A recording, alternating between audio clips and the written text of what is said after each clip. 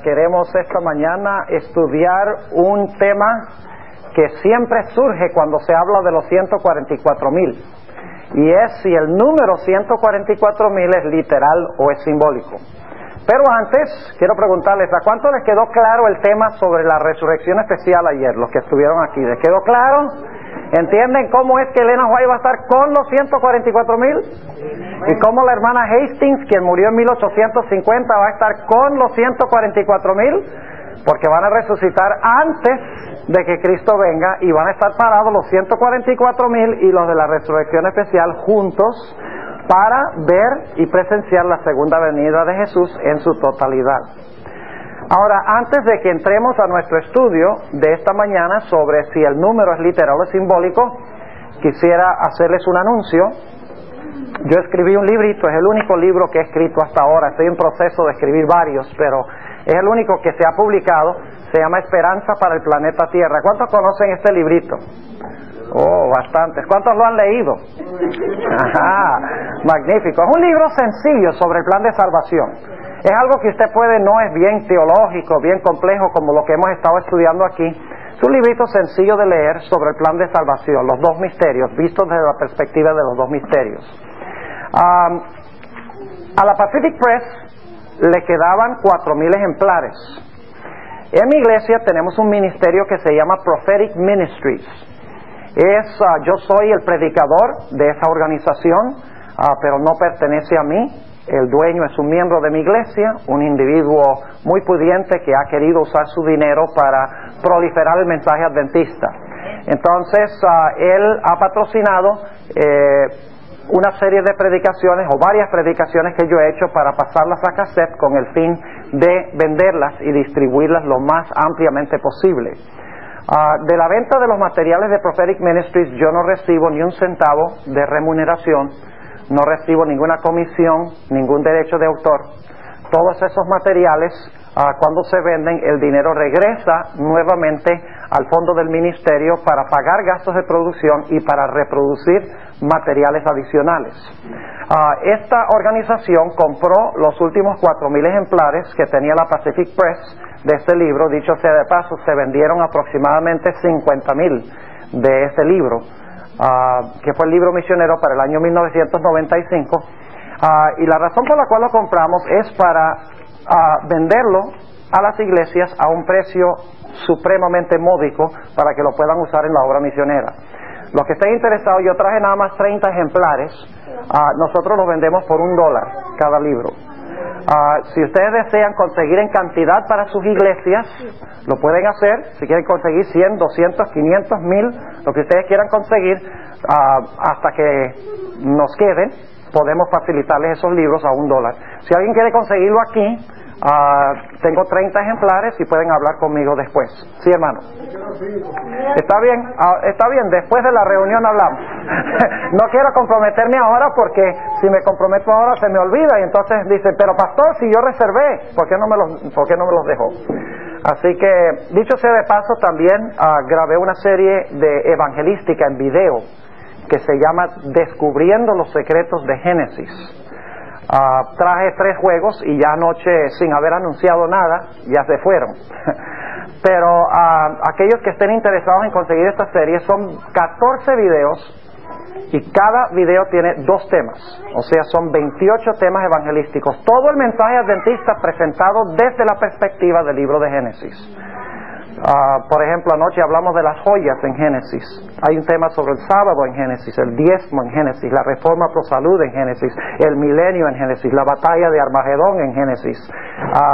Todo el mensaje adventista desde la perspectiva de Génesis. El infierno en Génesis, el bautismo en Génesis. ¿Cómo que el bautismo en Génesis? ¿Dónde consigue el bautismo? Bueno, tiene que ver el video para saber cómo está el bautismo en el libro de Génesis. Está allí clarito cuando se conecta con los 2 Adanes de Romanos 5. ¿Ve? Y si ustedes quieren conseguir esta serie de videos, pueden hablar conmigo. Yo tengo unos brochures. Nuevamente, estos materiales son sin fines de lucro absolutamente. Yo no recibo. Yo adrede le dije al dueño, le dije, yo no quiero recibir ni un centavo de remuneración de derechos de autor para estos materiales, para que no haya percepción de conflicto de interés. Y por eso Yo puedo promoverlos y venderlos y la gente no puede decir, él los quiere promover y quiere venderlos porque quiere ganar dinero. Ese no es el propósito. Precio regular de la serie Descubriendo los Secretos de Génesis es de $169.95. Pero en los campestres, si se pide durante el campestre y se paga, nosotros lo vendemos a $120. 14 videos con 28 temas, profesionalmente grabados. No son grabados con una cámara casera, son grabados con cámaras profesionales. Tienen sus textos en pantalla, tiene subtítulos, tiene al final una música especial, tiene su introducción profesionalmente hecha.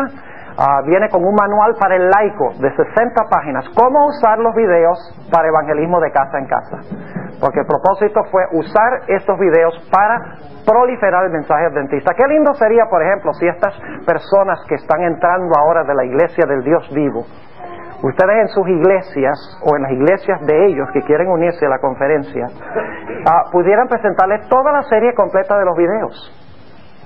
Tendrían el mensaje adventista en su totalidad, presentado de una forma sencilla, de una forma clara. Quedarían completamente endoctrinados al terminar de ver la serie en video. En español tenemos muy poco. Dicho sea de paso, también tenemos los videos en inglés. Esta serie la hice una campaña en mi iglesia en inglés y la hice simultáneamente también en español. Tenemos muchos otros materiales, cassettes, audio cassettes en inglés. Traje unos pocos catálogos de materiales que tenemos en inglés, libros, tenemos videos, tenemos audio cassettes, muchas diferentes series. Por ejemplo, recién terminé la serie en inglés sobre los 144,000. Aquí solamente estoy dando 6 temas, pero la serie tiene 10 temas en inglés y pueden conseguir eso si están interesados. Así que quería hacer ese anuncio porque creo que es importante que se sepa de este ministerio que a través del cual queremos proliferar el mensaje de nuestra iglesia en estos últimos días. Si están interesados, ya sea en libros o en los videos, pueden hablar conmigo después. También tengo muchos audiocassettes en español de otras series que he hecho. Algunos de ustedes han recibido listas. Traje de todas las series, las tengo aquí, si las quieren conseguir acá. Me conviene mejor que las consigan acá, porque yo no cobro shipping para los tapes. Entonces cuando ustedes me los piden, yo se los mando. A ustedes no les cuesta más, pero a mí sí me cuesta más. Entonces si los pueden pedir aquí queda mejor. Bien, sí.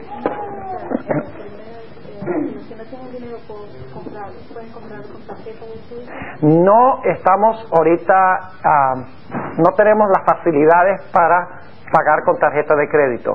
En eso estamos. Le hemos dicho al jefe, pues el jefe, el dueño de esto es un individuo multimillonario. O sea, un individuo que para lo que él mete en el ministerio, eso no significa nada. Eso es como dar yo un dólar en el plato de la ofrenda. O sea, para él no es un asunto de fines de lucro, es una organización, es un non-profit organization incorporado oficialmente. Y es auditado por el IRS, etcétera. Es algo bien establecido y bien responsable. Y él, pues, mete sumas de dinero ahí que son necesarias para producir los materiales y luego entonces con la venta se va reponiendo el capital. Pero le hemos dicho que necesitamos que se pueda vender con tarjeta de crédito, porque esa es la forma como pagan muchas personas, pero todavía no ha querido hacerlo. Así que tiene que ser un money order o un cheque o en cash. Ahora, si los quiere, podemos hacer una excepción. Si usted me llena el formulario y los pide aquí, cuando llegue a su casa me manda el cheque, me llega dentro del término de la próxima semana, entonces de todas maneras le vamos a dejar el precio especial del camp meeting de $120. Porque indudablemente algunos no vinieron preparados para esto. No sabían, aunque deberían haber sabido.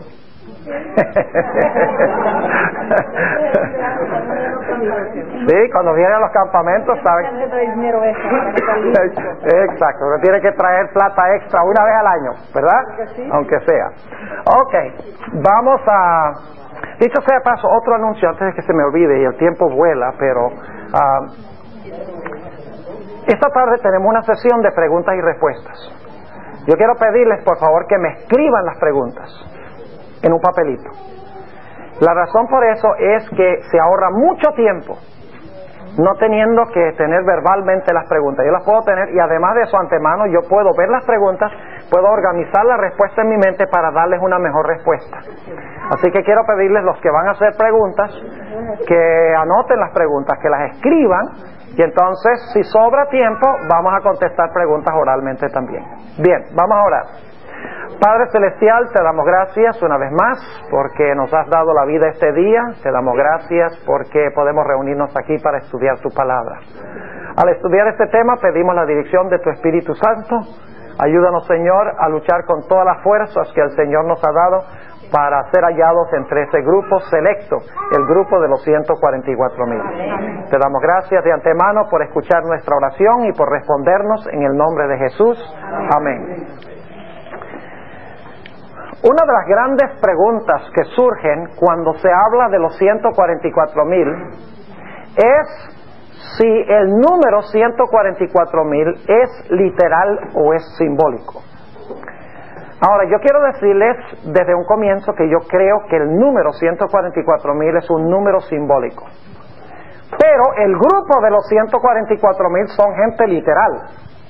El número es simbólico, pero la gente que compone el grupo es gente real, de carne y sangre, gente literal. Ahora, para los pioneros, ustedes se pueden imaginar esos poquitos pioneros que quedaron después del chasco, y ahora ellos leen en Apocalipsis 7 que va a haber 144,000 vivos cuando Cristo venga, y ellos dicen, ¿cómo vamos nosotros a alcanzar el número 144,000? Un número tan grande. Pero hoy en día, nosotros al mirar hacia atrás, en un mundo que tiene 6,000 millones de habitantes, y una iglesia que tiene aproximadamente 12 millones de miembros y creciendo a toda velocidad, decimos, ¿cómo es posible que sean tan poquitos los que van a ser fieles y están vivos cuando el Señor Jesucristo venga? Así que para ellos parecía imposiblemente grande el número. Para nosotros parece imposiblemente pequeño. ¿Este número, 144,000, es un número literal o es un número simbólico? Bueno, creo que la respuesta clave que nosotros debemos dar es si ellos son israelitas literales o no. Porque muchas personas dicen, cuando uno les habla, dicen, bueno, las tribus son simbólicas. Los israelitas en las tribus son israelitas simbólicos. Pero dicen, el número, ese es un número literal. Ahora tenemos que ser consistentes en nuestra interpretación. Si decimos que las tribus son espirituales o simbólicas, y decimos que los israelitas que componen esas tribus son israelitas espirituales y no literales con sangre de Abraham en sus venas, lógicamente tendríamos que decir que el número también es ¿qué? El número también es simbólico, porque usted no puede decir los israelitas son simbólicos y las tribus son simbólicas y el número 144,000 es un número literal. Ahora, yo quiero decirles que lo importante de este tema no es si el número es literal o es simbólico. Yo creo que es simbólico y les voy a dar las razones por las cuales creo firmemente que el número es simbólico. Pero lo importante es que nosotros tengamos el carácter necesario para pertenecer a ese grupo, sea literal o sea simbólico. Lo importante es que luchemos con todas las fuerzas que Dios nos ha dado de estar en ese grupo, porque podemos saber qué es simbólico o qué es literal, y de todas maneras si no tenemos el carácter nos vamos a perder. ¿De qué nos vale saber si el número es literal o simbólico si no tenemos el carácter necesario? Sin embargo, yo creo que es importante que nosotros sepamos si es literal o simbólico, y es más, yo creo que es importante saber que es un número simbólico, porque cuando la gente oye que son 144,000 y los que creen que son literales dicen, si son 144,000 personas fieles, vivas, nada más cuando Cristo venga, ¿qué esperanza hay para mí en un mundo que tiene 6,000 millones de habitantes y una iglesia que tiene 12 millones de miembros? Como que se descorazona a la gente cuando oye que este número es un número literal. Ahora vamos a hablar entonces de este asunto de si el número 144,000 es un número literal o es un número simbólico. Y le voy a dar varias razones por las cuales yo creo que el número 144,000 es simbólico. Razón número 1. En el libro de Apocalipsis nosotros estamos tratando con símbolos. El libro de Apocalipsis es un libro que está saturado en símbolos. Nada más para mencionarle los símbolos que se encuentran en Apocalipsis 7. Los que les voy a dar ahora están en Apocalipsis 7 y 14, a donde están los 144,000. Se menciona, por ejemplo, los 4 ángulos de la tierra y 4 ángeles sosteniendo los vientos. Yo pregunto, ¿ustedes creen que literalmente hay 4 ángeles, uno en cada dirección del compás, y que tienen agarrado un viento allí para que el viento no sople? Lógicamente que no. En realidad los ángeles representan ¿qué cosa? El Espíritu Santo que retiene las pasiones humanas y mantiene en jaque el mal hasta que se puede terminar la proclamación del Evangelio. Es decir, los ángeles son simbólicos y los vientos son simbólicos. Ahora, cuando dice que el viento no sople sobre el mar representa ¿qué cosa? Muchedumbres, naciones, lenguas y pueblos. Cuando dice que no sople ni dañe los árboles, en la Biblia un árbol representa a un hijo de Dios. Dice en el Salmo 1 que los hijos de Dios son como árboles plantados junto a aguas, cuya hoja no cae y en su tiempo siempre produce ¿qué cosa? Siempre produce fruto. Es decir, los árboles allí no son literales. Además de eso, se habla de un sello que tienen en su frente. ¿Será entonces que Dios les va a poner un tatuaje? Claro que no. ¿Qué significa el hecho de que tienen el sello en la frente? Ese es un sello espiritual, simbólico. Significa que Dios posee su ¿qué? Posee su mente. Además de eso, se dice que los 144,000 han lavado sus ropas en la sangre del Cordero. ¿Quién se le ocurre lavar ropa en sangre? Obviamente estamos hablando en terminología simbólica. A Jesús se le presenta como un cordero en los pasajes sobre los 144,000. ¿Acaso Jesús tiene 2 cuernos y 4 patas? Perdonen, no quiero ser irreverente, pero quiero recalcar un punto. El Señor Jesucristo no es un cordero literal. El cordero es un símbolo de Jesús. Además de eso, en Apocalipsis, donde se habla de los 144,000, se dice que son vírgenes. Dice que nunca se casaron. Entonces, la mayoría de nosotros quedamos descartados, porque nos casamos en un punto o en otro punto. ¿Será literal eso de que son vírgenes, que nunca se casaron? No. Quiere decir que no se mezclaron con las falsas iglesias que en Apocalipsis se le llama Babilonia, la madre y sus hijas. Es decir, son vírgenes en términos no literales, sino que simbólicos. Además de eso, se dice que son primicias. ¿Saben ustedes qué significa la palabra primicia? Son los primeros frutos que se cosechan, los de mejor calidad. Entonces los 144,000 son frutas. Son manzanas y peras. Pues claro que no. Nosotros sabemos que son primicias, se usa la fruta como símbolo de ellos, ¿verdad? Pero ellos no son fruta. En otras palabras, lo que nosotros tenemos en Apocalipsis el capítulo 7 y 14 son símbolos. Además de eso, vamos a ver en nuestro estudio esta mañana que las tribus que se mencionan allí son tribus simbólicas. Vamos a encontrar que los israelitas que pertenecen a esas tribus son israelitas simbólicos. Entonces inmediatamente nos preguntamos, si los 4 ángulos de la tierra, los 4 ángeles, los vientos, el mar, los árboles, el sello, lavarse la ropa en sangre, el cordero, vírgenes, primicias, todo eso es terminología simbólica, ¿por qué el número 144,000 va a ser literal? Si vamos a ser consecuentes y consistentes en nuestra interpretación bíblica, el número 144,000 debe ser también un número de naturaleza simbólica, porque el libro de Apocalipsis está tratando en terminología simbólica. Esa es mi primera razón. Se van a volver más y más fuertes a medida que vamos. Segunda razón. Si usted cree que solamente habrá exactamente 144,000 fieles vivos cuando Cristo venga, ni uno más, ni uno menos, usted tendría que creer en la predestinación. Porque es imposible, en términos de la ley de probabilidades, que por casualidad exactamente 144,000 personas escojan ser fieles al Señor en la generación final. Obviamente ese número se usa para conectarlo con Israel, ¿no es cierto? Porque es un múltiplo ¿de qué? De 12. El propósito no es recalcar que son 144,000 personas, ni uno más ni uno menos. En ese caso usted tendría que creer que Dios los escogió. Exactamente 144,000 y luego descartó a todos los demás. Porque es demasiado difícil creer que exactamente 144,000 personas por su libre albedrío escogieron al Señor y son los únicos fieles vivos cuando el Señor Jesucristo venga. Tercera razón. Y esta es la más importante de todas. Los 144,000 y la gran muchedumbre que nadie podía contar constituyen el mismo grupo. Y usted me dice, ¿cómo, pastor? ¿Cómo usted puede decir que los 144,000 y la gran muchedumbre son el mismo grupo? Les voy a dar las razones. La razón primera es que en Apocalipsis 7, si van allí conmigo, Apocalipsis 7, ahora vamos a mirar varias cosas aquí. Apocalipsis 7, y yo sé que esto es nuevo para muchos y les parece contradictorio y dicen, ¿cómo es que la gran muchedumbre que nadie podía contar es lo mismo que 144,000 que uno puede contar? Bueno, eso es lo que vamos a mirar ahora. Apocalipsis 7, y note lo que dice el versículo 15.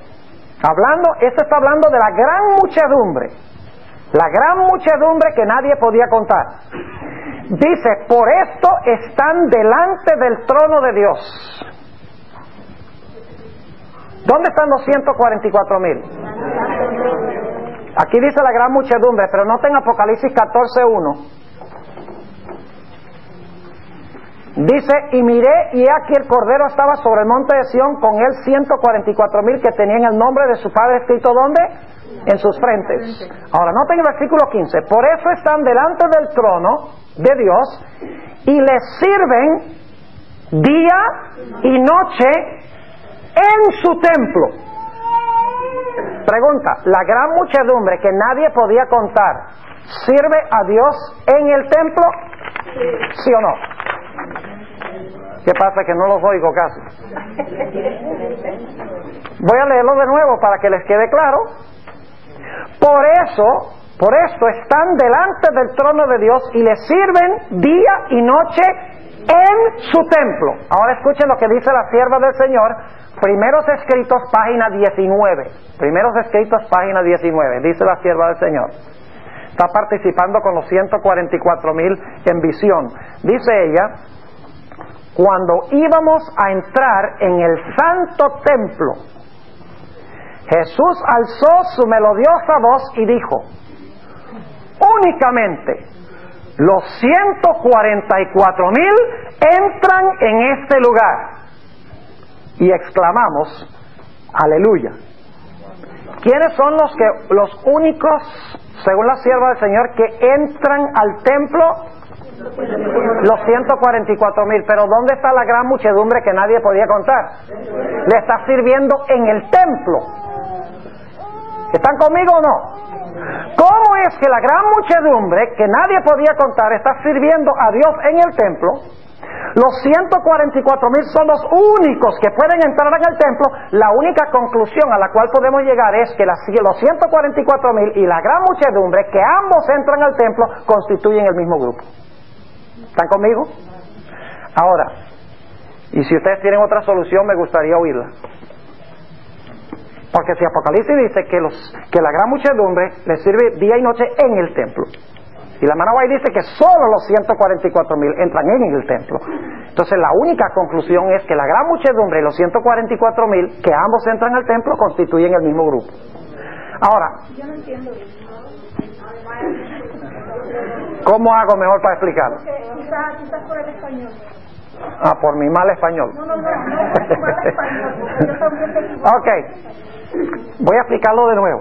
Y no vamos a quedarnos mucho en este punto, pues tenemos mucho material que cubrir. Pregunta, ¿la gran muchedumbre que nadie podía contar sirve a Dios en el templo, sí o no? Sí. ¿La Biblia lo dice? Sí. Según la hermana White, ¿quiénes son los únicos que van a entrar en el templo? Los 144,000. Los 144,000. Entonces, pregunto, si los 144,000 son los únicos que entran, pero la gran muchedumbre entra, entonces tiene que ser que la gran muchedumbre son los 144,000. No sé cómo puedo explicarlo de una forma mejor. ¿Ah? fueran los grupos, entonces no podían entrar. Es que si los 144,000 son los únicos que entran, pero la gran muchedumbre entra, tiene que ser el mismo grupo. Ok, está bien. Es el mismo grupo, claro. Sí, hermano. Así que Elena se encuentra dentro de los 144,000. No se encuentra dentro de los 144,000. Con los 144,000. Ok, ahora, déjenme leerles una cita de Conflicto de los Siglos, páginas 706-707. Fíjense esto. No solo la sierva de Dios identifica a los 144,000 con la gran muchedumbre, porque los 144,000 sirven en el templo y la gran muchedumbre sirve en el templo, sino que la hermana White, en su gran comentario sobre los 144,000, entremezcla los versículos que hablan de los 144,000 y la gran muchedumbre. Y se los voy a comprobar ahora. Donde la hermana White habla de los 144,000, ella cita versículos de Apocalipsis, y se los voy a mostrar, que hablan de los 144,000, y también le entremezcla textos que hablan de la gran muchedumbre, y se lo aplica los dos al mismo grupo. Déjenme leerles la cita. Conflicto de los Siglos, 706 y 707. Dice ella: delante del trono, sobre el mar de cristal, ese mar de vidrio que parece revuelto con fuego por lo mucho que resplandece con la gloria de Dios, hállase reunida la compañía de los que salieron victoriosos de la bestia y de su imagen y de su señal y del número de su nombre. ¿Quiénes son esos? Los 144,000. Con el Cordero en el monte de Sión, teniendo las arpas de Dios. Esa es una cita de Apocalipsis 14. Estar en pie los 144,000 que fueron redimidos de entre los hombres. Otra cita de Apocalipsis 14. Se oye una voz como el estruendo de muchas aguas y como el estruendo de un gran trueno. Una voz de tañedores de arpas que tañían con sus arpas. Una cita de Apocalipsis 15, que habla de los 144,000. Cantan un cántico nuevo, una cita de Apocalipsis 14, donde habla de los 144,000. Cantan un cántico nuevo delante del trono, un cántico que nadie podía aprender sino aquellos 144,000. Es el cántico de Moisés y del Cordero, un canto de liberación. Ninguno sino los 144,000 pueden aprender aquel cántico, pues es el cántico de su experiencia, una experiencia que ninguna otra compañía ha conocido jamás. Son estos los que siguen al Cordero por donde quiera que fuere. Otra vez, un texto que está hablando de los 144,000. Habiendo sido trasladados de la tierra de entre los vivos, son contados por primicias para Dios y para el Cordero. Otra cita de Apocalipsis 14, que está hablando de los 144,000. Pero ahora de repente la hermana White va a usar un versículo que habla de la gran muchedumbre y se lo va a aplicar a los 144,000. Escuchen. Y voy a ir un poquito antes para que ustedes vean que la hermana White no está dividiendo los dos grupos. Dice: son estos los que siguen al Cordero por donde quiera que fuere, habiendo sido trasladados de la tierra de entre los vivos, son contados por primicias para Dios y para el Cordero.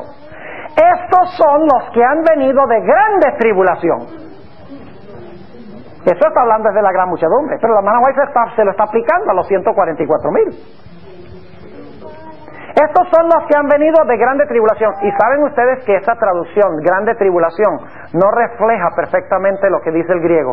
En el griego dice: estos los que han venido de la tribulación, la grande. Así dice literalmente en el griego. Estos son los que vinieron de la tribulación, la grande. Yo pregunto, ¿cuál es la tribulación, la grande? La más grande. ¿Y cuál es esa? El tiempo de angustia de Jacob. Exacto. Ustedes son vivos, ¿verdad? Van a estar vivos. Sí, claro. Dice que fueron trasladados de la tierra de entre los vivos. ¿Están conmigo? Ahora sigamos leyendo. Estos son los que han venido de grande tribulación. Y ahora escuchen, por si acaso alguno no está seguro de cuándo es esa grande tribulación. Dice ella: han pasado por el tiempo de angustia, cual nunca ha sido desde que ha habido nación. Y acaba de citar un texto que habla de la gran muchedumbre y está diciendo que se le aplica a los 144,000. ¿Sí, hermano? Entonces eso no sería la persecución, o sea, la angustia de Jacob solamente la van a pasar los que estén vivos, entonces ¿dónde correcto. están los muertos? Los muertos aquí no entran en perspectiva. O sea, esa es mi pregunta. Entonces, ¿cómo pueden ellos saberse el cántico que se van a saber los 144,000? O sea, hablando de los vivos, los que han pasado la gran tribulación, si ellos no la pasaron. Los muertos no van a cantar el cántico. Los muertos no van a cantar el cántico, solo los vivos. Entonces hay dos grupos, eso es lo que me da. Hay dos grupos, sí, los que resucitan en la resurrección especial y los 144,000. Pero entonces, esa no es la gran multitud. ¿No serían los muertos? No. La hermana White dice que no. La hermana White, sin interrupción, escuchen. ¿Cómo se lo llaman a eso? Sin interrupción, ella usa textos que hablan de la gran muchedumbre y se los aplica a los 144,000 que son trasladados de la tierra de entre los vivos. Ese es el punto que yo quiero ver. Lo que pasa es que nosotros, hermanos, muchas veces nos regimos por tradiciones. Porque muchas veces hemos escuchado que se ha enseñado de que, bueno, la gran muchedumbre son los redimidos de todas las edades. Y los 144,000 son los que están vivos cuando Cristo venga. Y entonces dice, y algunos dicen, los 144,000 son los que salen a predicar el Evangelio y se ganan a la gran muchedumbre. Ni en el espíritu de profecía, ni en la Biblia dice cosa tal. Es una especulación que nosotros hemos hecho, pero no está en armonía ni con la Biblia ni con el espíritu de profecía. Ahora, si ustedes quieren seguir discutiendo este punto, podemos tomar el resto del tiempo para hablar de esto. Sí, Nino. La gran muchedumbre sigue al Cordero por donde quiera que va. Sí. La sierva de Dios dice que sí. Dice, estos son los que siguen al Cordero por donde quiera que va. ¿Está hablando ahí de los 144,000? Todo está hablando de los 144,000. La verdad que creemos que 144,000 es un número literal. Miren, hermanos, ustedes han estado escuchando lo que yo estoy leyendo. Yo creo que no. Elena G. de White ha hecho, escuchen, Elena G. de White en este pasaje ha hecho alguna distinción entre los 144,000 y la gran muchedumbre. ¿Por qué la hermana White toma textos que hablan de la gran muchedumbre y los aplica en el mismo contexto de los 144,000? ¿Por qué razón?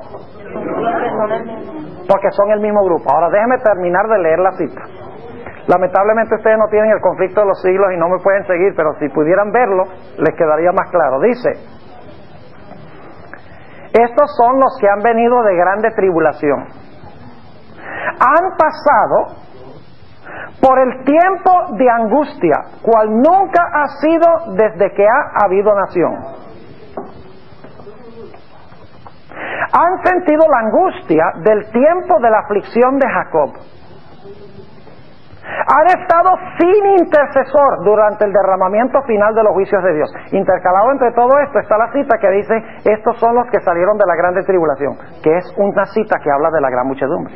Pero la hermana White está hablando desde los 144,000. Ahora sigue diciendo, pero han sido librados, y ahora fíjense, pues han lavado sus ropas y las han emblanquecido en la sangre del Cordero. Esa es una cita en cuanto a la gran muchedumbre. Y luego vuelve otra vez a hablar una cita sobre los 144,000. Dice, en sus bocas no ha sido hallado engaño, están sin mácula delante de Dios. La hermana White está entremezclando citas que hablan de los 144,000 y la gran muchedumbre y los está usando como intercambiablemente. Bien, hermano. Pero, ¿puede explicarme usted dónde quedan entonces los que se murieron de Fiabel hasta... ¿Dónde quedan?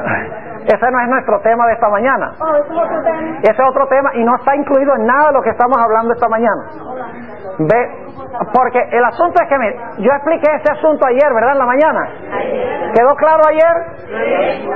Vamos a repasar para estar seguros de que están claros en cuanto a esto. Y entonces hoy sí tienen que darme tiempo extra, porque... ¿Sí, hermano? Una sugerencia. Sí. Yo sugiero terminar por completo el tema y después hacer una sesión de preguntas. ¿O pueden preguntar esta tarde? Las preguntas que se hagan a la calle, pastor. Sí, ahora el asunto es este, mire. Ayer vimos claramente que los que están vivos cuando Cristo venga son los 144,000. Dijimos que hay una resurrección especial de justos que murieron en el mensaje del tercer ángel, e injustos, que son los que traspasaron a Jesús, y eso sucede antes que Cristo venga, poco antes que Cristo venga.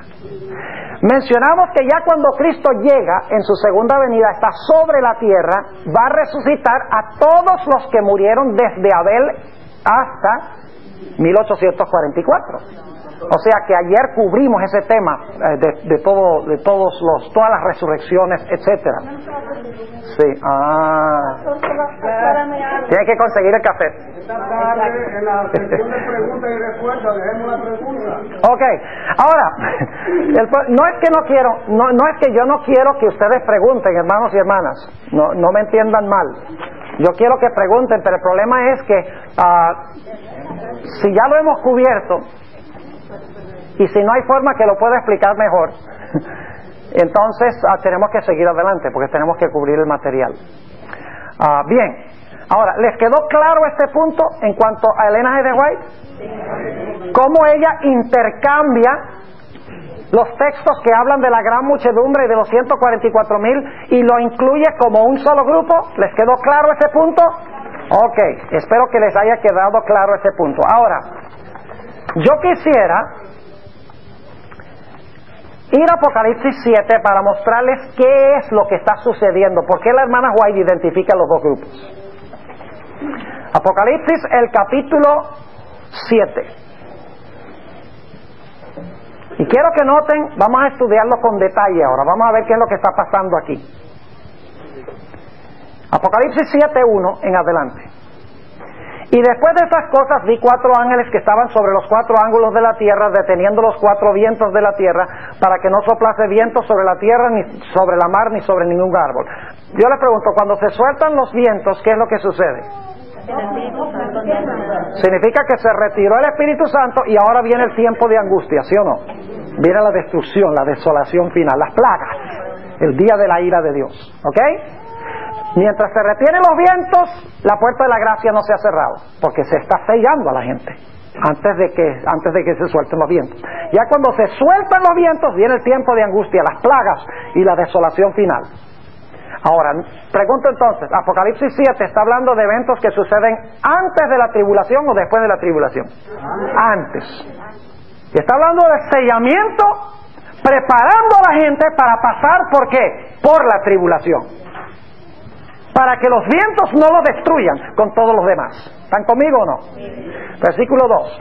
Vi otro ángel que subía del nacimiento del sol teniendo el sello del Dios vivo, y clamó con gran voz a los 4 ángeles a los cuales era dado hacer daño a la tierra y a la mar, diciendo: no hagáis daño a la tierra, ni al mar, ni a los árboles, hasta, es decir, no suelten los vientos para que venga la tribulación y las plagas y la desolación, hasta que señalemos a los siervos de nuestro Dios, ¿dónde? En sus frentes. Y ahora escuchen el versículo 4. Yo pregunto, ¿Juan ha visto a los 144,000? No los ha visto. En este momento no. Versículo 4. Y oí el número de los señalados. ¿Los vio? No. Oyó el número. Y oí el número de los señalados, 144,000 señalados de todas las tribus de los hijos de ¿qué? De Israel. Juan, hasta este punto, no ha visto a los 144,000, solo ha escuchado el número. Ahora yo quiero que ustedes noten algo muy interesante en cuanto a la gran muchedumbre. Vayan conmigo ahora a Apocalipsis 7 y vamos a leer el versículo 9. Después de estas cosas miré.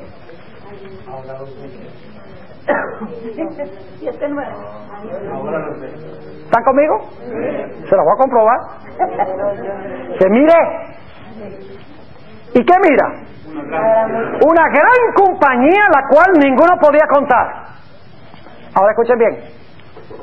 De todas gentes y linajes y pueblos y lenguas. ¿Pueden ser judíos literales? No, porque viene de toda nación, tribu, lengua y pueblo. Es decir, las tribus son ¿qué? Simbólicas. Y los israelitas que pertenecen a esas tribus son israelitas simbólicos, porque no son judíos, sino que vienen de toda nación, tribu, lengua y pueblo. Aunque puede haber judíos. Puede haber judíos. Pero vamos a leer, antes de terminar hoy, que un judío que no acepta a Cristo no es judío. ¿Cómo que no es judío? Claro, hay judíos y hay verdaderos judíos. Ahora, note lo que sigue diciendo. Dice, miré, he aquí una gran compañía, la cual ninguno podía contar, de todas las gentes y linajes y pueblos y lenguas, que estaban delante del trono y en la presencia del Cordero, vestidos de ropas blancas y palmas en sus manos. ¿Están victoriosos ahora? ¿Han ganado la victoria? ¿Quiénes son los que han ganado la victoria? ¿Los que fueron sellados? ¿Ganaron la victoria los que fueron sellados? ¿Sabe lo que está pasando aquí? Apocalipsis 7, 1 al 8 describe este grupo a punto de entrar a la tribulación, mientras que Apocalipsis 7, 9 al 17 describe el mismo grupo habiendo salido de la tribulación. Ahora sigamos leyendo, versículo 10. Y clamaban en alta voz diciendo, salvación a nuestro Dios que está sentado sobre el trono y al Cordero. Y todos los ángeles que estaban alrededor del trono y de los ancianos y los 4 animales, y postráronse sobre sus rostros delante del trono y adoraron a Dios, diciendo, amén. La bendición y la gloria y la sabiduría y la acción de gracias y la honra y la potencia y la fortaleza sean a nuestro Dios para siempre jamás. Y ahora escuchen esto. Y respondió uno de los ancianos diciéndome, estos que están vestidos de ropas blancas, ¿quiénes son y de dónde han venido? ¿Juan sabe? ¿Quiénes son estos? ¿De dónde han venido? ¿Por qué no sabe?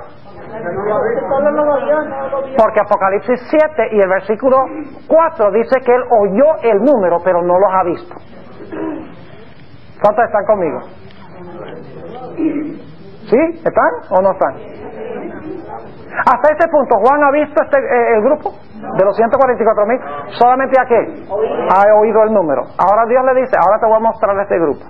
No tengo nuevamente el versículo 13.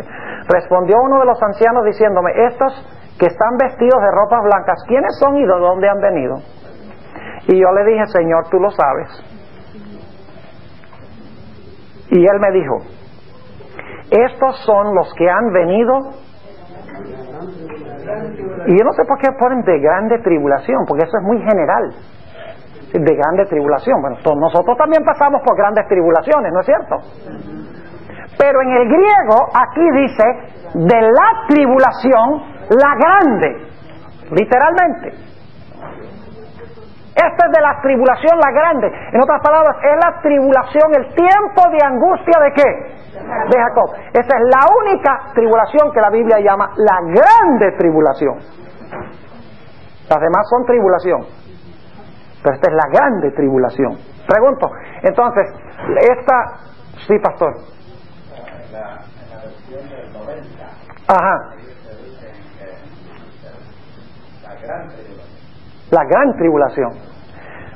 Pero mejor hasta el griego, la tribulación, la grande, porque se usa el artículo definido 2 veces. La tribulación, la grande. Para dejar recalcado que estos salieron de la última. Yo pregunto, ¿habrá una tribulación más grande que el tiempo de angustia de Jacob? ¿Ah? No, señor.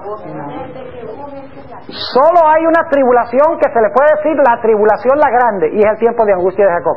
Entonces, ineludiblemente les pregunto, la gran muchedumbre que nadie podía contar va a pasar por la tribulación la grande, el tiempo de angustia de Jacob. No cabe duda alguna si usted va por lo que dice el texto bíblico. Ahora, si ellos pasan por la grande tribulación, pregunto, ¿van a estar vivos? ¿Cómo van a pasar por la grande tribulación si no están vivos? Sigamos leyendo, versículo 14. Y miren, los que están ahorita adentro refunfuñando, permitan que el Espíritu Santo les abra la mente para escuchar algo diferente que lo que han escuchado. Yo muchas veces he tenido que corregir mis conceptos. Yo les digo, yo he cambiado de opinión muchas veces en mi estudio de la Biblia. Cosas que yo creía que eran ciertas. He llegado a la conclusión, estudiando más, no, eso estaba equivocado. Y he cambiado de opinión. Lo único que les pido es que consideren la evidencia. No cierran la mente. No, eso no es lo que se me ha enseñado. Yo no voy a aceptar eso. Esa no es la forma de estudiar la Biblia, ni el espíritu de profecía. Nada más porque no es lo que se ha enseñado, lo que no hemos escuchado todo el tiempo. La hermana White nos dijo que debemos evaluar la evidencia y luego tomar la decisión a base de la evidencia. Así que no cerremos la mente, nada más porque no es lo que hemos creído, ni lo que se nos ha enseñado a través de los años. Versículo 14, y yo le dije, Señor, tú lo sabes. Es decir, yo no sé quiénes son. ¿Y por qué es que Juan no sabe quiénes constituyen este grupo? La respuesta es muy sencilla. En la primera mitad del capítulo 7, Juan ha oído el número de este grupo, pero no los ha visto. Por eso tiene que pedirle una explicación al ángel para saber quiénes son. Yo lo voy a comprobar. Vamos a ir a Apocalipsis 19 también en un momento, para que ustedes vean que estamos en buen camino. Versículo 15. Por esto están delante del trono de Dios y le sirven día y noche en su templo. Ahí está otra vez. En su templo. Y el que está sentado en el trono tenderá su pabellón sobre ellos. Y ahora escuchen esto, versículo 16. No tendrán más hambre ni sed. Y el sol no caerá más sobre ellos ni ningún otro calor. ¿Por qué se subraya que no caerá sobre ellos el sol ni ningún otro calor? ¿De qué está hablando eso? Está hablando de la cuarta plaga del libro de Apocalipsis. La sierva de Dios lo deja clarito en el conflicto de los siglos. No van a tener sed porque no hay agua, y van a tener hambre porque no hay vegetación. ¿Por qué? Porque el sol ha secado los arroyos y el sol ha secado la vegetación. Así lo dice la sierva de Dios en el conflicto de los siglos.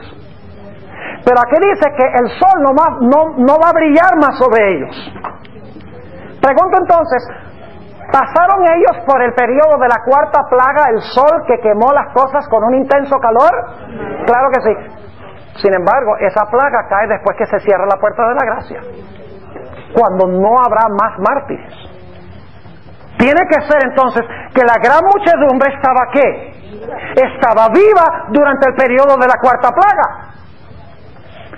Y luego dice en el versículo 17, porque el Cordero que está en medio del trono los pastoreará y los guiará a fuentes de vivas de aguas, y Dios limpiará toda lágrima de los ojos de ellos. Hay bastantes razones para concluir de que la gran muchedumbre que nadie podía contar son los 144,000. No cabe duda alguna.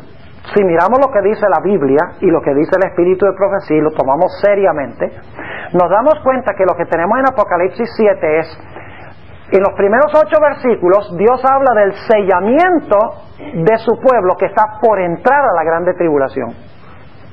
Porque cuando termina el sellamiento, ¿qué hacen los ángeles?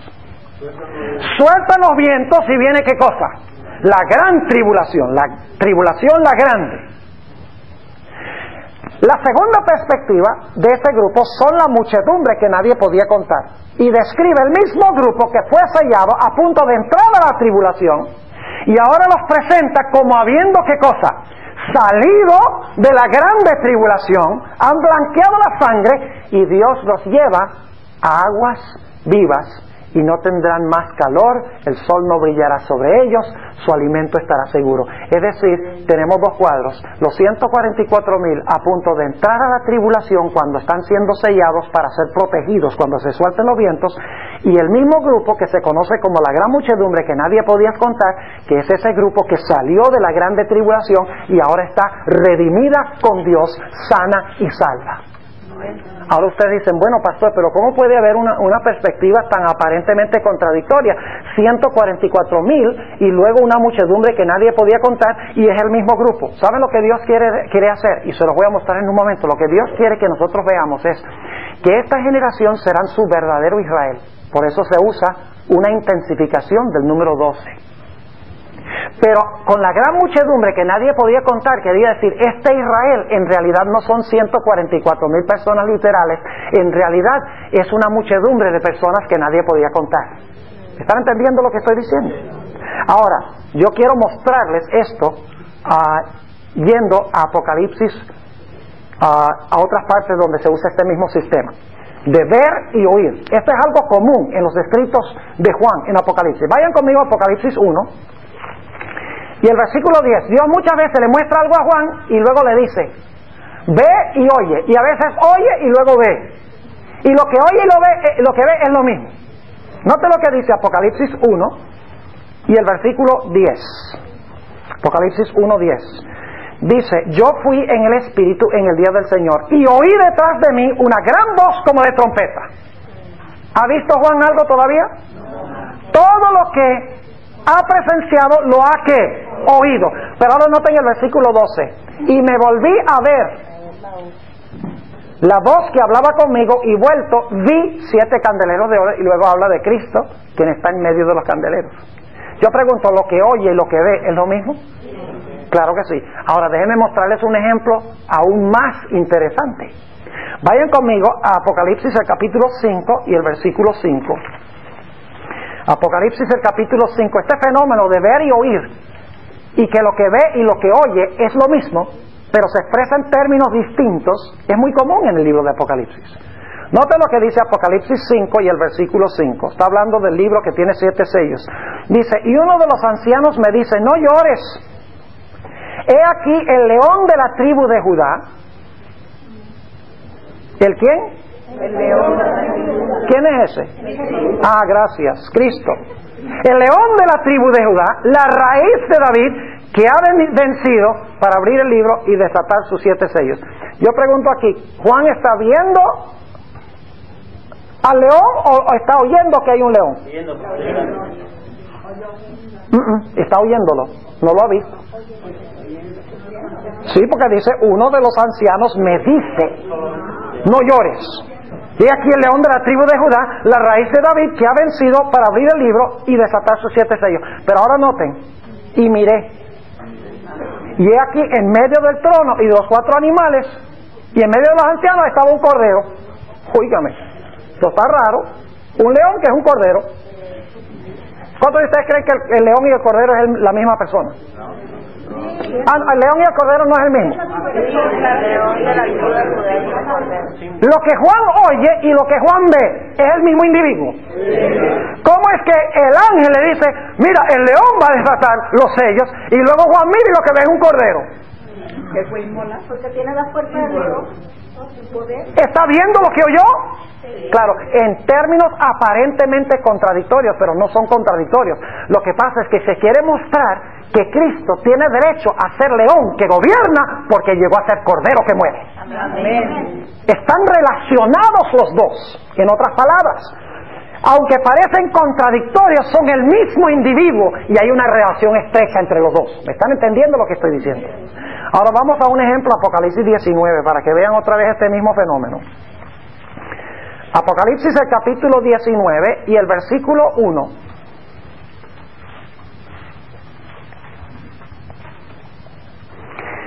Después de estas cosas oí. Noten, oí una gran voz de gran compañía, parecido a lo que leímos en Apocalipsis 7 de la gran muchedumbre. Sí, una gran compañía en el cielo que decía, aleluya, salvación y honra y gloria y potencia al Señor Dios nuestro, porque sus juicios son verdaderos y justos, porque Él ha juzgado a la grande ramera. Pregunto, lo que está oyendo Juan aquí, ¿ya Babilonia ha sido castigada y el pueblo de Dios ha sido salvo? ¿La gran muchedumbre está en el cielo salvo? ¿La ramera ha sido juzgada? Claro que sí. Dice, porque Él ha juzgado a la grande ramera, que ha corrompido la tierra con su fornicación y ha vengado la sangre de sus siervos de la mano de ella. ¿Qué está haciendo Juan? ¿Lo está qué? Oyendo. Pero ahora vamos al versículo 11. Y vi. ¿Quiere Juan saber cómo llegaron ellos al cielo? ¿Ustedes creen que Juan quiere saber cómo fue que esa gran muchedumbre terminó allá? ¿Cómo llegaron allá? Yo pregunto, ¿estaban ellos en peligro de ser destruidos poco antes de que llegaran allá por Babilonia, por la ramera y por sus hijas? ¿Habían dado un decreto de muerte para matarlos? ¿Qué fue necesario para que no fueran inmolados? Para que pudieran estar allá en el mar de vidrio, alabando a Dios en el cielo. Lo que oye Juan. Fue necesario que Cristo Jesús viniera como guerrero del cielo para libertarlos. Ahora Juan va a ver cómo llegaron allá. Pregunto, ¿está relacionado la segunda parte de esta visión con la primera? Primero oye la gran muchedumbre y entonces dice, ¿cómo llegaron allá? Te voy a decir, mandé a Cristo y sus huestes para salvarlos de la grande tribulación para que pudieran estar allá. Dos cuadros que se refieren a lo mismo. ¿Están entendiendo? Es decir, que lo que tenemos en Apocalipsis 7, sencillamente, se habla del sellamiento antes de entrar a la tribulación para que puedan ser protegidos de los vientos cuando soplen. Y luego a la segunda mitad del capítulo describe ese mismo grupo ya habiendo ganado la victoria, cantando ante el trono de Dios, porque han salido de la grande tribulación. Es decir, el capítulo 7 está hablando de un mismo tema, no está hablando de dos temas. Ahora, yo quisiera que notemos un punto muy interesante. ¿Saben ustedes que esa expresión, otra vez Apocalipsis 7, si van conmigo, Apocalipsis el capítulo 7 y el versículo 4 tiene una expresión muy interesante. Dice allí, y oí el número de los señalados. Ahora escuchen, solo hay un lugar más en todo el libro de Apocalipsis a donde Juan oye un número.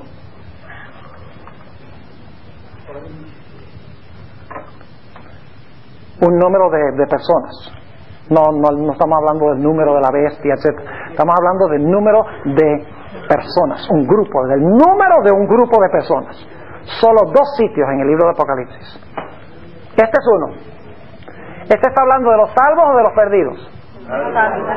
Ahora quiero que noten que este pasaje de Apocalipsis 7, el sellamiento, viene en el contexto del sexto sello. Escuchen bien, no se me distraigan, son cosas complejas pero importantes. Inmediatamente antes de este pasaje que habla del sellamiento, habla de la destrucción de los impíos, ¿sí o no? Dice que se esconden en las cuevas, ruegan que las rocas caigan sobre los grandes, los capitanes, los fuertes, todos los grandes del mundo están siendo destruidos. Pero en contraste con los destruidos están ¿quiénes? Los sellados. Yo pregunto, ¿quiénes van a estar en la mayoría en los últimos días? ¿Los salvos o los perdidos? ¿Quién va a tener la mayoría de la gente? ¿Los salvos o los perdidos? Los perdidos a leguas. La sierva de Dios dice en el conflicto de los siglos, página 693, que los poderes del mundo se van a unir contra la pequeña compañía. Ahora, aquí está hablando, quiero que capten el contexto, es vital estudiar el contexto de un pasaje en el libro de Apocalipsis. Habla de la destrucción de estos impíos que querían destruir al pueblo de Dios. Viene Cristo y manifiesta la ira del Cordero contra estas personas que quieren inmolar a sus hijos. Y luego presenta a los que fueron sellados. Estos son los fieles, 144,000. Ahora, ¿saben ustedes que este fenómeno también sucede en otra parte del libro de Apocalipsis? No en el sexto sello, sino en la sexta trompeta. Y saben que la sexta trompeta apunta al mismo tiempo que el sexto sello. El único otro lugar a donde se usa esa expresión, oí el número de ellos para referirse a un grupo, está en Apocalipsis 9 y el versículo 16. Vayan conmigo allá. Apocalipsis 9 y el versículo 16. Y dicho sea de paso, escuchen bien, inmediatamente después de hablar de este grupo del cual vamos a leer ahora, en Apocalipsis 10 tenemos una visión del remanente que abren el librito de Daniel, estudian las profecías, tienen su profeta y proclaman el mensaje final al mundo. Fíjense nuevamente el contraste entre los impíos y ¿quiénes? Y el pueblo de Dios. En el sexto sello, los impíos están para destruir al pueblo de Dios, en contraste están los sellados. En la sexta trompeta tenemos ahora, vamos a leerlo, una descripción de los impíos, y luego entonces tenemos una visión en Apocalipsis 10 de 2 a 10 del remanente de Dios. Los impíos y el remanente. Ahora noten la descripción en Apocalipsis 9 y el versículo 16. Y vamos a leer el versículo 14 para el contexto, diciendo al sexto ángel que tenía la trompeta, desata los 4 ángeles que están atados en el gran río Éufrates. Y fueron desatados los 4 ángeles que estaban aparejados para el día y la hora, el mes y el año, para matar la tercera parte de los hombres. Y ahora escuchen el versículo 16. Y el número del ejército de los de a caballo era 200 millones. Y ahora noten, y oí el número de ellos. ¿Los ha visto? No. ¿Los ha visto? No, señor. ¿Qué es lo que ha hecho? Oír el número. Ahora yo pregunto, ¿qué representa este ejército de 200 millones? Y están a caballo. ¿Ustedes creen que este número es literal? ¿Ustedes creen que alguien va a reunir un ejército de 200 millones de personas para pelear allá en Israel? No caben en Israel 200 millones. Y además de eso, hoy no andan guerreando en caballos. Escuchen bien, el contraste que se está haciendo aquí es entre Cristo, que viene con sus caballos en Apocalipsis 19, para libertar a su remanente de Satanás, quien es el líder de esta hueste de 200 millones. El énfasis no es que va a haber 200 millones, ni uno más ni uno menos. El énfasis es, escuchen bien, que las huestes de Satanás son millones, mientras que el grupo de Dios es una pequeña compañía, los 144,000. Ese es el énfasis. Ahora, por si acaso alguno se pregunta si esto es cierto, déjenme leerles una cita del Conflicto de los Siglos, página 676. La hermana White tenía esto clarito. 676. La hermana White tenía esto claro, porque era inspirada por Dios. Note lo que dice la sierva del Señor. Está en el capítulo sobre el tiempo de angustia. Dice, y no está traducido bien, le voy a decir como dice en inglés. Yo creo que los teólogos deben traducir los libros del Espíritu y Profecía, porque hay cierta terminología que la hermana White usa que se debe traducir literalmente para conectarlo con expresiones de la Biblia. Dice ella, dice la sierva del Señor, así como Satanás influyó en Esaú para que marchase contra Jacob, así también instigará a los malos para que destruyan al pueblo de Dios en el tiempo de angustia. La grande tribulación, ¿verdad? Como acusó a Jacob, acusará también al pueblo de Dios. Y ahora dice, cuenta a las multitudes del mundo entre sus súbditos. Esa palabra cuenta en inglés es he numbers. Los enumera. ¿Cuántos son el número de los seguidores de Satanás? 200,000. Ni uno más ni uno menos. Son 200 millones de caballos. Yo creo que en el mundo no hay 200 millones de caballos. Esto no está hablando en terminología literal. Lo que quiere hacer Juan es enfatizar que la hueste de los impíos es innumerable y que los de Dios son un grupito. Ahora escuchen cómo sigue diciendo la sierva de Dios. Dice, he numbers the multitudes of the world as his subjects. Cuenta las multitudes del mundo como sus súbditos. Y ahora ella dice, pero la pequeña compañía, ¿ven el contraste? De los que guardan los mandamientos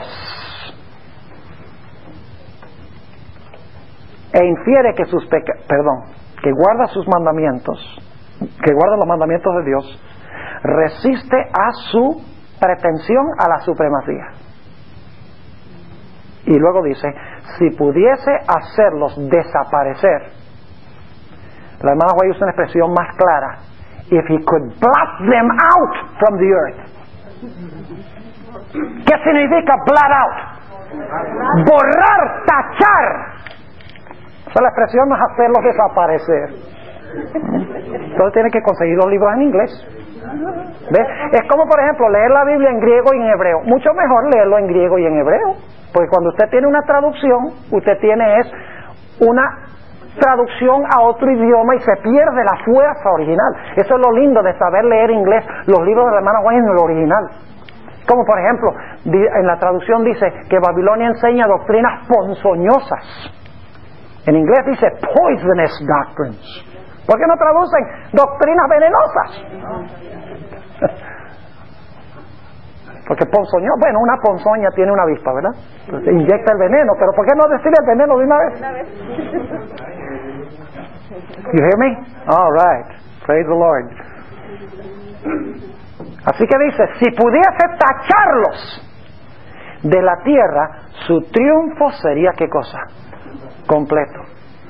No es coincidencia que en la sexta trompeta se menciona el Éufrates y los 4 ángeles. La sexta plaga está hablando también del Éufrates, del secamiento del Éufrates. Cuando las aguas del mundo están por ahogar al pueblo de Dios, Dios va a secar las aguas. Amén. Pequeño remanente ese que se encuentra fiel a Dios, todo el mundo, compañía de hombres armados, se preparan para emprender la obra de destrucción. El Dios de Israel intervendrá para libertar a su pueblo. Este es el contraste que está haciendo la hermana White. Este es un mensaje de consuelo, hermanos. Que 144,000 no son 144,000 literales, pero comparados con los millones del mundo, es una pequeña compañía del verdadero Israel de Dios. Por eso es un múltiplo de 12 intensificado. Ahora, sigamos leyendo aquí de Apocalipsis 9 para que ustedes vean si esto no es Satanás y sus huestes en la crisis final. Dice allí en el versículo 17, ahora dice que ha oído el número de ellos, ¿verdad? Pero de repente dice, y así vi los caballos en visión. Ahora lo que oyó, ¿qué? Ve. Lo que oye y lo que ve, ¿es lo mismo? Pero menos con los 144,000 en la gran muchedumbre. Eso sí, no son los mismos. Ahí está la excepción. Thank you very much. Good idea, but it doesn't work. Versículo 17. Y así vi los caballos en visión, y los que sobre ellos estaban sentados, los cuales tenían corazas de fuego, de jacinto y de azufre. ¿Esto está hablando de gente literal? No, está describiendo a los enemigos del pueblo de Dios. ¿De dónde vienen? Vienen del infierno. ¿Y quién es el líder del infierno? El diablo. Está hablando de Satanás reuniendo sus huestes en los últimos días para atacar al pueblo de Dios. Dice, y las cabezas de los caballos eran como cabezas de leones, y de la boca de ellos salía fuego y humo y azufre. Este es un ejército del infierno. Versículo 18. De estas 3 plagas fue muerta la tercera parte de los hombres, del fuego y del humo y del azufre que salían de la boca de ellos, porque su poder está en su boca y en sus colas, porque sus colas eran semejantes a serpientes y tenían cabezas y con ellas dañan. ¿Ven la imagen? Serpientes, leones, fuego. ¿Son símbolos de quién? De Satanás. Y dice, y los otros hombres que no fueron muertos con estas plagas aún no se arrepintieron de las obras de sus manos, para que no adorasen a los demonios ni a las imágenes de oro y de plata y de metal y de piedra y de madera, las cuales no pueden ver ni oír ni andar. Está hablando, es una referencia a la adoración de la imagen de la bestia. Y no se arrepintieron de sus homicidios, ni de sus hechicerías, ni de su fornicación, ni de sus hurtos. ¿Captan el cuadro que se está pintando aquí? Es un cuadro que contrasta el remanente pequeño con las multitudes innumerables de Satanás. Por esas razones que Dios tiene que sellar a los 144,000 antes de la tribulación, la grande. Porque si no lo hace, no serían protegidos, sino que serían destruidos por este ejército. ¿Está claro? Ahora, vamos a terminar con esta pregunta, y hay tanto más que tenemos que cubrir, pero vamos a hacer lo que podamos dentro de los 15 minutos que nos quedan. Sobre la pregunta, ¿estos son judíos literales o son judíos espirituales? Son judíos espirituales. No son judíos literales. Ahora, sobre la pregunta, ¿qué es un judío espiritual? Yo pregunto, ¿esta gente es de toda nación, tribu, lengua y pueblo? Sí. Ya lo leímos de la gran compañía, pero escuchen bien. El mensaje de los 3 ángeles, ¿a quiénes se manda? A toda nación, tribu, lengua y pueblo, incluyendo el mensaje del tercer ángel. ¿Qué es el mensaje del tercer ángel? Que nadie debe recibir la marca de ¿qué? De la bestia. Más bien recibir ¿qué? El sello de Dios. Ahora, yo pregunto entonces, ¿personas de toda nación, tribu y lengua y pueblo van a recibir la marca de la bestia? ¿Personas de toda nación, tribu y lengua y pueblo van a recibir el sello de Dios? Entonces, si personas de toda nación, tribu, lengua y pueblo van a recibir el sello de Dios, no pueden ser judíos literales, aunque son de las 12 tribus de Israel. ¿No están, ¿los perdí? ¿O están conmigo? Déjenme leerles una cita del Espíritu de Profecía. Aquí lo que falta es tiempo. Tampoco pueden ser testigos de Jehová. Para cubrir bien la cosa. Ahora, déjenme leerles una cita de la hermana White. Esta cita, la hermana White lo tenía clarito. Lo tenía bien claro. La hermana White tiene todo claro. Nosotros somos los que tenemos las cosas confundidas. La gente dice, esa viejita que sabía. Mientras más estudia la hermana White, más concluye que ella tenía una luz sobrenatural. Note lo que dice en el libro Consejos para los Maestros 410 y 411. Dice, el mensaje del poder renovador de la gracia de Dios será proclamado a todo país y clima, hasta que la verdad circunde el mundo. Y ahora escuchen esto. Entre los que serán sellados, ¿quiénes son los sellados según Apocalipsis 7? 244,000, ¿y son de qué? Estos son judíos nomás. Dice que son de la tribu de Israel, dice ahí. ¿Y dónde dice espirituales ahí? Bueno, hermanos, ustedes no necesitan ser un rey Salomón.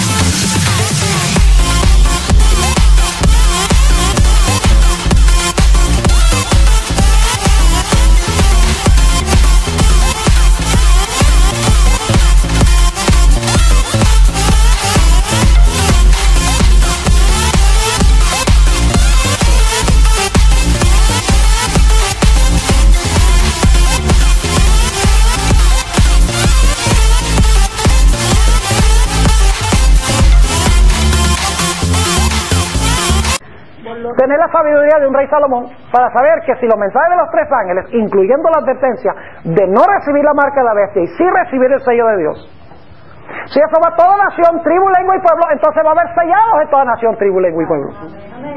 Y marcados con la marca de la bestia. Eso descarta la idea de que son judíos literales.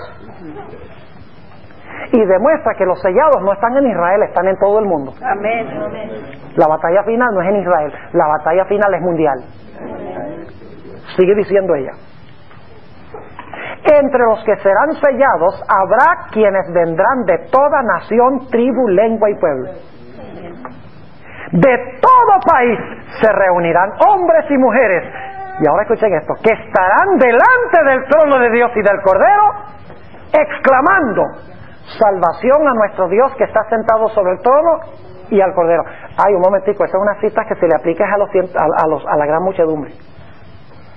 Acaba de hablar de los sellados y luego entonces le aplica un versículo sobre la gran muchedumbre. La misma cosa. ¿Cómo resolvemos ese problema?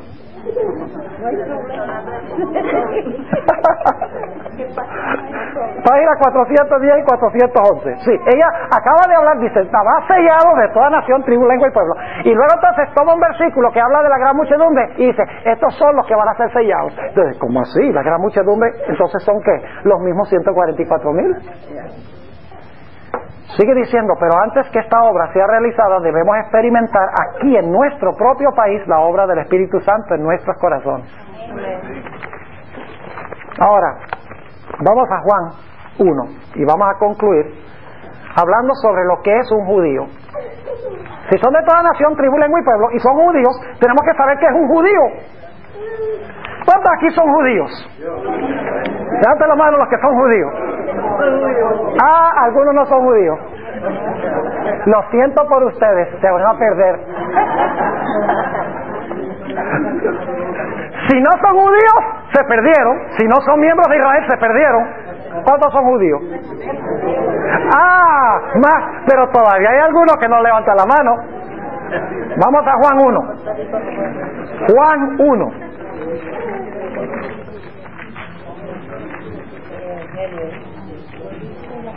¿Quién escribió el Evangelio según San Juan? ¿Quién escribió Apocalipsis? ¿El mismo? ¿Creo entonces que deben estar conectados los libros? ¿Sí es el mismo autor? Claro que sí. Ahora sí, les voy a mostrar qué es ser un verdadero israelita. Juan 1. Y oren para que no le llegue la ley rápido aquí. Juan 1:29. Dice, escuchen bien. El siguiente día ve Juan a Jesús que venía a él y dice: he aquí el Cordero de Dios que quita el pecado del mundo. ¿Cómo presenta Juan a Jesús? Como el Cordero, muy bien. Y luego noten el versículo 36. Y mirando a Jesús que andaba por allí, dijo: he aquí el Cordero de Dios. Y luego noten lo que dice, lo que sigue diciendo en el versículo 40. Era Andrés, hermano de Simón Pedro, uno de los dos que habían oído de Juan y le habían seguido. Ah, hay un grupo que sigue al Cordero aquí. ¿Sí? Y luego noten el versículo 43. El día siguiente quiso Jesús ir a Galilea y halla a Felipe, al cual dijo: sígueme. Hay un Cordero y hay un grupo que le ¿qué? Ah, un grupo que le sigue. En Apocalipsis los 144,000 siguen al Cordero. Y usted dice: bueno, coincidencia, pastor. Vayan conmigo un poquito más adelante en Juan 1, que ustedes vean. Jesús llega a donde está un individuo que se llama Natanael, uno de los discípulos que poco conocemos de él. Pero noten lo que dice el versículo 47. Jesús vio venir así a Natanael y dijo de él: he aquí un verdadero israelita. Ah, entonces hay falsos israelitas también. ¿Sí o no? ¿Han leído ustedes alguna vez en Apocalipsis 3 donde habla de la sinagoga de Satanás que dicen que son judíos y no son? Y que la hermana White dice que esos son los que se van a postrar a los pies de los santos al final del tiempo de angustia, cuando Dios libre a su pueblo, desde el momento cuando se realiza la resurrección especial. Los 144,000 y los que resucitan la resurrección especial serán libertados por la voz de Dios, y la sinagoga de Satanás estará postrado ante los pies de los santos durante toda la venida de Jesús. Ellos dijeron que eran judíos, pero no eran. Pregunto, ¿eran cristianos? ¿Sí o no? Los peores enemigos del pueblo de Dios en los últimos días serán cristianos. ¿Sí, hermano? Algo muy impresionante que yo puedo descubrir escudriñando es que gran parte de los judíos están involucrados en sociedades secretas ocultistas que llevan la cábala y están combinados con la logia masónica. Incluso tengo un periódico donde ahora se pasó en Bayonne, aquí en New Jersey, donde se hace un anuncio que la logia masónica con la sinagoga judía iban a celebrar el Passover juntos. Así que muchos de ellos están involucrados en sociedades secretas ocultistas. Pero muchas de esas personas Dios las va a rescatar para el Evangelio. Amén, amén. Y entonces serán verdaderos judíos. Amén. Porque ahora esa gente, si no han aceptado a Cristo, no son verdaderos judíos. Vamos a seguir leyendo. Dice, versículo 47. ¿Se menciona la palabra Israel en relación con los 144,000? Se menciona que siguen al Cordero por donde quiera que va. Nataniel siguió a Jesús por donde quiera que fue. Claro que sí. Y ahora noten otra conexión. Jesús vio venir a Natanael y dijo de él: he aquí un verdadero israelita, en el cual no hay engaño. ¿Saben ustedes cuál es la palabra? Y la palabra pseudos. ¿Han leído ustedes de Apocalipsis 14 donde dice que de los 144,000 en su boca no hubo engaño? Es la palabra pseudos. Ahora, ¿qué hizo que Natanael fuera una israelita de verdad? ¿El hecho de que tenía sangre de Abraham? ¿El hecho de que vivía en Palestina? No. Sigamos leyendo. Versículo 48, dícele Natanael, ¿de dónde me conoces? Respondió Jesús y díjole, antes que Felipe te llamara, cuando estabas debajo de la higuera, te vi. Respondió Natanael y díjole, Rabí, tú eres el Hijo de Dios, tú eres el Rey de Israel. Amén. ¿Qué es lo que hace que Natanael sea un verdadero israelita?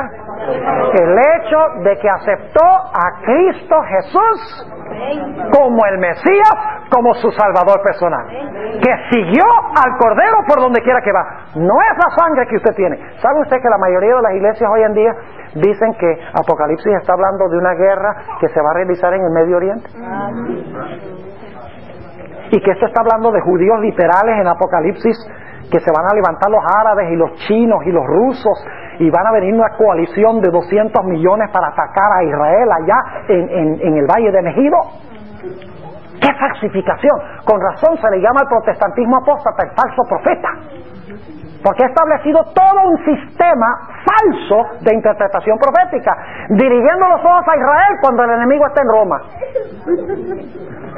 y cuando ellos mismos van a ser el enemigo y no lo ven, porque están interpretando mal las profecías. La razón por la cual el pueblo judío crucificó a Cristo es porque interpretó mal las profecías. Y la razón por la cual al final de la historia los cristianos van a crucificar al remanente de Cristo es porque interpretan falsamente las profecías bíblicas. No sé si esta es la ley. Esta es una nueva ley. Este es el nuevo pacto. La ley vino a salvar. Pero les digo que este pacto que tenemos aquí, este pacto es más suavecito. Este pacto, no voy a decir más bueno porque me meto en problemas con el otro.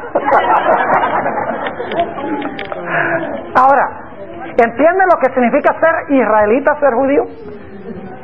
Significa aceptar ¿a quién? A Jesús. ¿Conoce ese texto de Gálatas 3 y el versículo 29 donde dice, si vosotros sois de Cristo, simiente de Abraham sois, y herederos de qué cosa? Y herederos de las promesas de Dios. Permítame leerles para concluir algunas citas aquí del Espíritu y Profecía rápidamente. Profetas y Reyes, páginas 526 y 527. La hermana White tenía claro quién es Israel. Cuando usted ya reconoce que Israel son los que verdaderamente han aceptado a Cristo como Salvador y Señor, ya usted sabe entonces que la guerra final va a ser no contra los judíos literales, sino que va a ser contra todos los que profesan en verdad el nombre de Cristo y que han aceptado a Cristo como Salvador. Profetas y Reyes 5, 26 y 27. Dice la sierva de Dios. Escuchen cómo ella interpreta a Israel. Dice: lo que Dios quiso hacer en favor del mundo por Israel, la nación escogida, lo realizará finalmente mediante su iglesia que está en la tierra hoy. Ya dio su viña a renta a otros labradores, a saber, a su pueblo guardador del pacto, que le dará fielmente el fruto a sus tiempos. Nunca ha carecido el Señor en esta tierra de representantes fieles, que consideraron como suyos los intereses de Él. Estos testigos de Dios se cuentan. Ahora, en inglés nuevamente, la hermana White dice, these witnesses of God are numbered. La misma palabra que se usa en Apocalipsis 7. Estos testigos de Dios se cuentan entre el Israel espiritual, y se cumplirán en su favor todas las promesas del pacto que hizo Jehová con su pueblo en la antigüedad. Amén.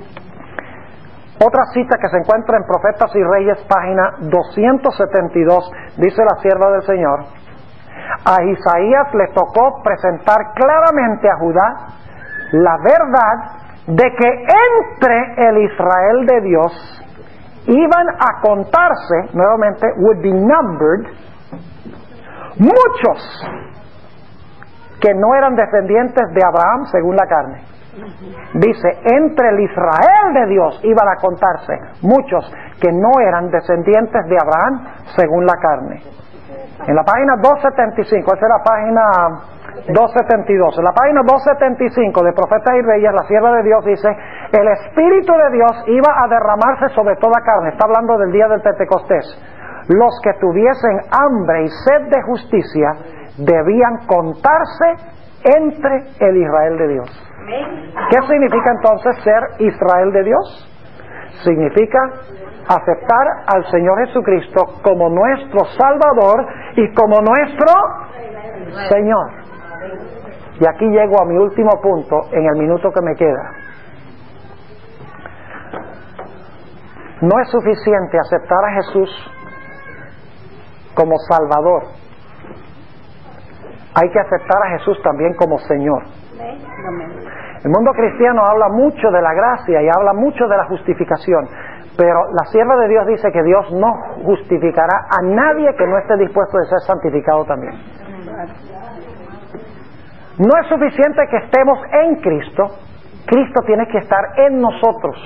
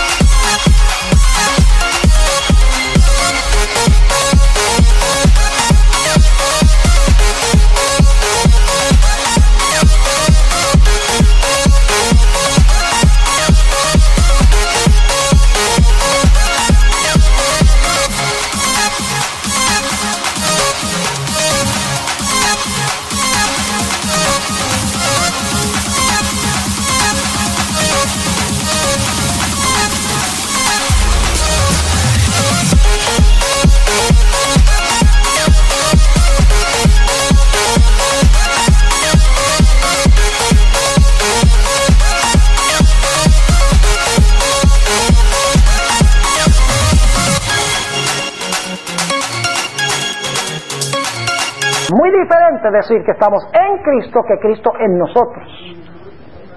Uno es la justificación y el otro es la santificación.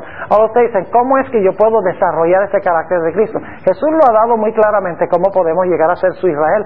Él dice, mirando a cara descubierta como en un espejo la gloria del Señor, somos transformados de gloria en gloria a su misma semejanza. Amén. Somos transformados por la contemplación, por lo que dejamos entrar por nuestros ojos y por nuestros oídos, por nuestros 5 sentidos. Si dejamos entrar sexo ilícito, si dejamos entrar violencia, si dejamos entrar música indebida, lo que nosotros dejamos entrar por nuestros 5 sentidos determina la clase de carácter que vamos a tener. Y Cristo nunca llevará al cielo a uno que quiera los beneficios de la salvación sin cumplir las responsabilidades de la salvación. Vivimos en un país donde todo el mundo reclama sus derechos. My rights, my rights. Sí, pero ¿cuáles son tus deberes? No tienes derecho de reclamar tus derechos al menos que cumplas tus responsabilidades. Y lo mismo es en el reino de Jesús. Lo trágico y triste, hermanos y hermanas, es que la mayoría del mundo cristiano va a ser los peores enemigos del pueblo de Dios. La guerra final va a ser cristianos contra cristianos. La mayoría del mundo cristiano, incluyendo muchos ex-adventistas, que se van a levantar en contra del remanente fiel. Y ustedes dicen, ¿cómo es posible eso, pastor? Yo pensaba que la guerra final era entre los ateos y los cristianos. ¿Saben que desde el mismo comienzo ha sido así? Yo pregunto, Caín y Abel, ambos eran religiosos. ¿Eran religiosos? ¿Trajeron los dos una ofrenda? ¿Levantaron un altar? ¿Pusieron el altar la ofrenda sobre el altar? ¿Oraron a Dios?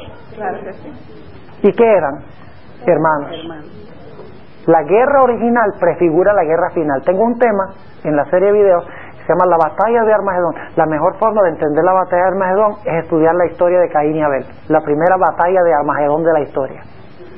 Y fíjense que hasta la marca que se le coloca a Caín llega a prefigurar la marca de la bestia que se le coloca a los que quieren matar al pueblo de Dios en los últimos días. Tremenda historia. Y el punto de contención es el mismo. El obediente que adora a Dios como Dios manda es matado por el que profesa adorar a Dios, pero le adora a su manera y desobedece sus mandamientos. El punto de contención es ese. Si usted quiere entender la batalla final, entienda la primera batalla. La única diferencia es que la primera batalla es entre dos personas, mientras que al final es entre dos grupos mundiales que tienen el mismo espíritu que los dos contrincantes originales. ¿Quiénes eran los peores enemigos de los profetas en el Antiguo Testamento? El pueblo de Israel. ¿Quién mató a Jesús? Su propio pueblo.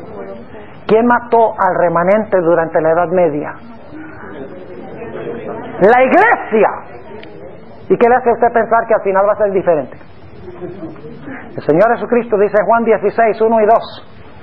Dice que el tiempo viene cuando el que nos mate pensará que le está haciendo a Dios un favor. Entonces aseguremos de que estamos en el lado correcto. La sierva de Dios dice que van a abandonar a la iglesia adventista muchedumbres. Imagínense, si somos 12 millones de miembros,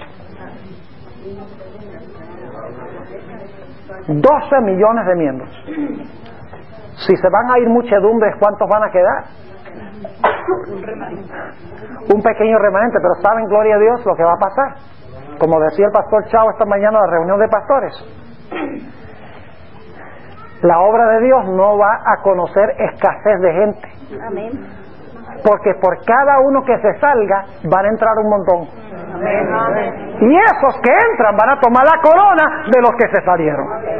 Así que ten cuidado que nadie tome tu corona.